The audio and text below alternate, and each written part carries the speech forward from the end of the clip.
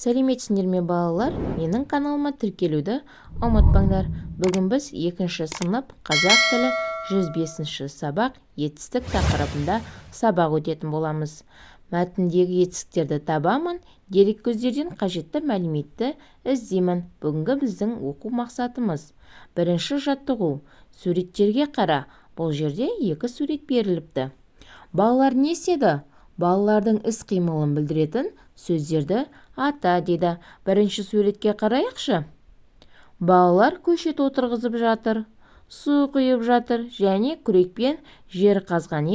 Бұлардың барлығы іс-қимыл. Ал енді екінші суретке қараймыз. Жылы жақтан құстар ұшып келе жатыр.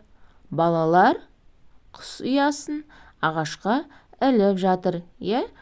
Ал бұл сөздерде қандай сұраққа жауап береді іс-қимылдар? Не істеді, қайтты деген сұрақтарға жауап беріп тұр екен.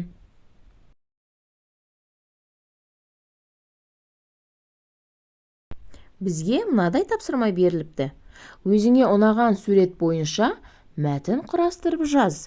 Қимылды білдіретін сөздердің астын сызып қой дейді. Маған бірінші сурет ұнағандықтан кішігірім мәтін дайындап қойдым.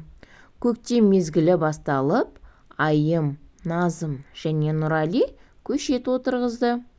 Айым көшетті ұстап тұрды, ал Нұрали күрекпен жерді қазды. Назым болса су құйды. Балалар көктемгі демалысын осылай көңілді өткізді. Балалар бұл жерде қарап тұрсақ, отырғызды, ұстап тұрды, қазды, құйды, өткізді. Бұлардың барлығы іс-қимыл болғандықтан етістік болып табылады. Ал ендеше екінші жаттығуға назар аударайық. Өлеңді көшіріп жаз. Тиын. Жемістерді қағады, жаңғақты да шағады, көк майсаға аунайды, түлкіден бір аумайды. Қимылды білдіретін сөздерді тауып, астын сыз. Бұл сөздер қандай сұрақтарға жауап береді? Жемістерді қағады. Бұл жерде етістік қағады, шағады, аунайды, аумайды. Балалар, мінекей мен астын сызып қойғанмын. Бұлар не істеді деген сұраққа жауап беріп тұр. Балалар, алдымен заттың қимылын, іс-әрекетін білдіретін сөздерді етістік дейміз. Етістіктерге не істеді, қайтты, не қылды деген сұрақтар қойылады. Мысалы, жүгірді, өсті, ойнады, сайрады. Бұның барлығы іс-әрекет болғандықтан етістік болып табылады екен. Ережені міндетті түрде жаттап алайық. Үшінші жаттығу. Оқы. Мәтінге ат қой. Арша көп жылдық өсімдік. Құрамында эфир майы, шайыр, балауыз болғандықтан одан дәрі алынады. Аршаның бір қасиеті оранды табуға көмектеседі. Өйткені арша бұтағына бойына оранды жинайды. Бабаларымыз аршаны кел деп санайды. Жақсылық әкелсін деген ырыммен үйге іліп қояды. Мәтініміз арша туралы болғандықтан мәтінге арша деп ат қойдым. Мәтіннен етістіктерді тап. Яғни етістіктерді табатын болсақ, алынады, көмектеседі, жинайды, санайды, қояды. Яғни етістіктер сөйлемнің соңғы жағында ойды тиянақтап аяқтайды екен. Мәтінді етістіктерсіз оқып көр.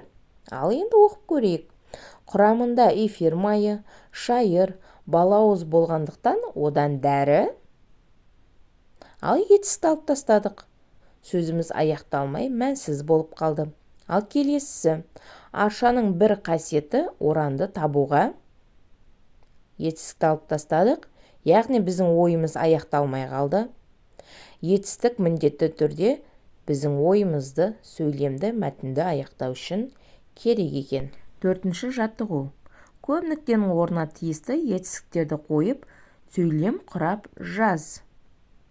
Көктем келді, жер жылынды, күн шықты, найзағай жарқырады, Табиғат ұйқысынан оянды.